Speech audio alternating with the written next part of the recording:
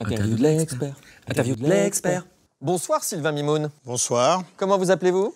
Sylvain Mimoun, Et vous êtes? gynécologue andrologue. Ah oui, donc vous connaissez le sujet. Tout à fait. Et en plus, vous avez écrit un livre qui s'appelle... Ado, amour et sexualité, que j'ai coécrit avec Rika Etienne chez Albin Michel. Alors Sylvain Mimoun, est-ce que pour vous, Internet a changé l'amour? Oui, incontestablement. On ose dire beaucoup plus facilement de choses sur Internet que dans la vraie vie. Par exemple, parler directement, parler cru, parler sexualité, parler de ce qui plaît. Il y a des femmes, par exemple, qui décrivent très clairement ce qu'elles attendent. Ça peut être un avantage ou un inconvénient pour l'homme qui va les recevoir, mais au moins il saura vers où aller. Si lui, il croyait qu'il fallait leur lire des poèmes, peut-être qu'elles attendent des choses beaucoup plus concrètes. Vous dites souvent dans la vraie vie, en opposition à l'Internet. Mais est-ce que Internet, c'est pas la vraie vie maintenant? Alors, Internet, c'est une partie de la vraie vie, mais ce n'est pas la vraie vie. La vraie vie, c'est la vie concrète, réelle. On peut toucher l'autre. On peut faire l'amour par écran interposé, il y a des pratiques.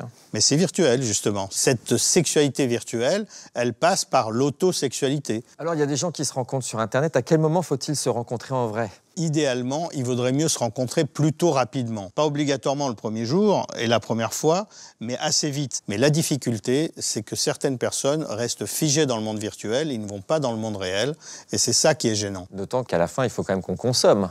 Justement, après, il faut passer à l'acte. Et passer à l'acte, ça veut dire, est-ce que je suis capable?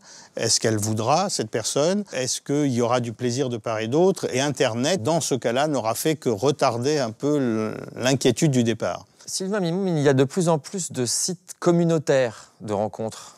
Qu'est-ce que vous en pensez?